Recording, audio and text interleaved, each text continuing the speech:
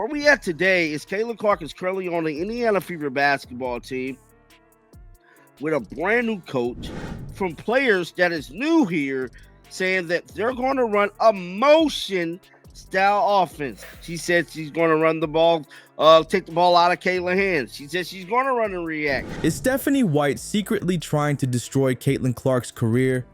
The Indiana Fever's new motion offense might be the greatest crime against basketball since James Naismith decided peach baskets needed bottoms. Caitlin Clark went from bombing logo threes at Iowa to potentially passing the ball around like it's a hot potato in the WNBA. If you're wondering why the most exciting player in women's basketball might average only 10 to 15 points next season instead of dominating, stick around. We're exposing the offense that could kill MVP Caitlin before she even gets started. But I mean, I'll tell you, but if you just watch my games, not much ever changes. You know, I like to step back going to the left. So yeah, I think, you know, everybody knows what I'm going to do at this point. It's just, I don't know. That's what I always tell myself, is just be you. Before we move on, I'd like to ask you a small favor. If you appreciate this content, please take a second to like this video and subscribe to the channel. Over 98% of you watch the videos without subscribing. It costs you nothing, but it makes a huge difference to us. So, did you click the subscribe button? Great. Thank you so much. Now back to the video. Imagine this. Caitlin Clark, the girl who made grandpas care about women's basketball, might be getting her talents buried by her own coach. At the second half, Christy decides after that break, she did not run the motion. She had to run read and react. If Stephanie White runs this offense, Caitlin Clark, we lose. The Caitlin Clark we love. Is this the biggest betrayal since Benedict Arnold? Let's investigate. What made Clark a basketball sensation at Iowa wasn't just her talent. It was the system that unleashed it. Coach Lisa Bluder's read and react offense was basically basketball paradise for a player like Caitlin. This setup let her assess the defense in real time and make split-second decisions that left defenders looking like they were wearing concrete shoes. Clark herself admitted it was tough for opponents because you never know what's going to happen in their offense. That unpredictability is what helped her launch those logo threes that made SportsCenter producers finally pay attention to women's college basketball. The read and react system didn't just benefit Clark, it elevated her teammates too.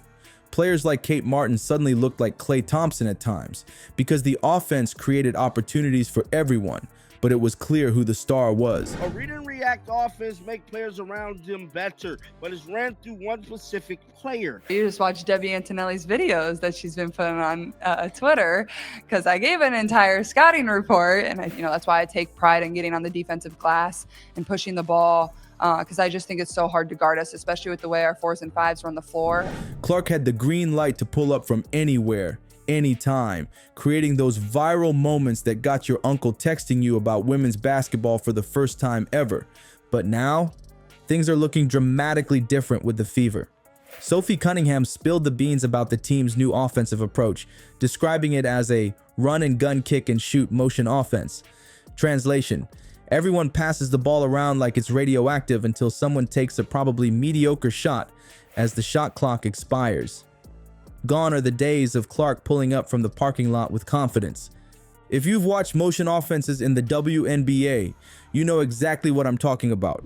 Off the record and on the record with the Indiana Fever coaching style, that is with Stephanie White, what she's going to be running. The thing that makes it really hard is we run a read and react offense. You never know what's going to happen.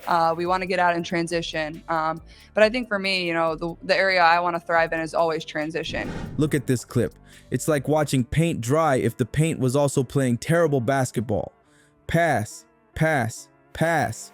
Contested mid-range jumper. Clank. Riveting stuff that's sure to keep all those new WNBA viewers glued to their screens, right? The weirdest part?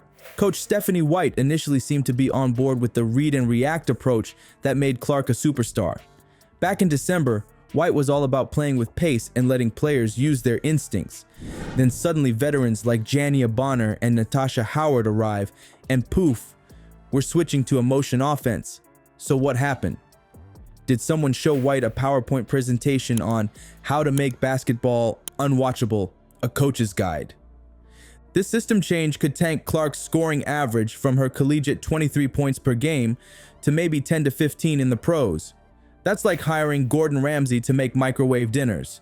What's the point? You've got this rare talent who can create highlight plays and scoring opportunities out of thin air, and your brilliant coaching move is to make her just another cog in a boring basketball machine. Make it make sense. Which brings us to conspiracy theory time. Is Stephanie White secretly jealous of Clark's popularity?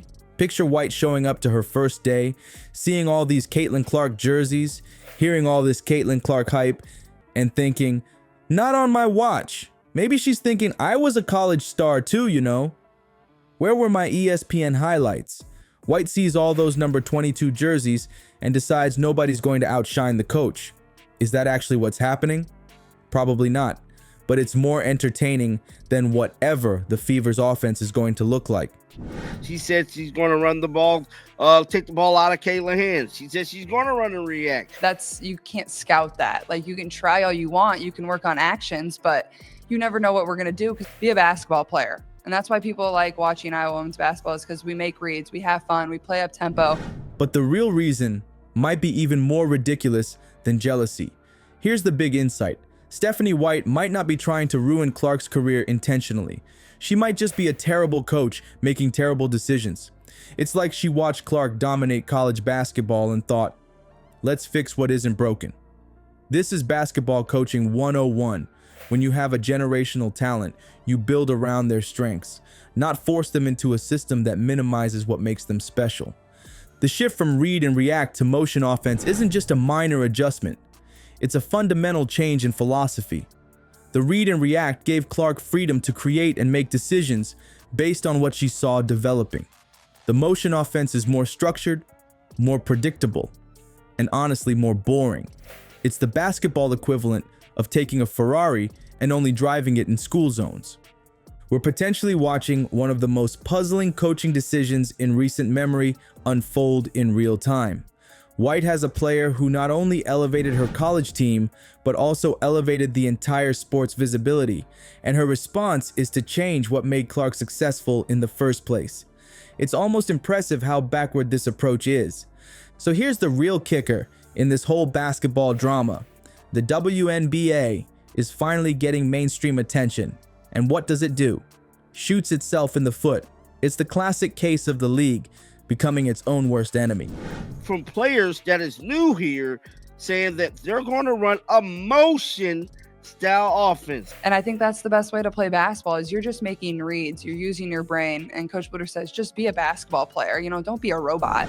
This Fever situation is peak WNBA self-sabotage. Either Clark adapts to White's system and still dominates because she's just that good, or the fans who bought tickets to see Clark do Clark things will revolt. And trust me, nothing scares sports executives more than angry fans who want refunds. Like, comment, and subscribe if you're tired of seeing potential stars get systemed to death. Maybe if White sees enough angry YouTube comments, she'll let Clark cook.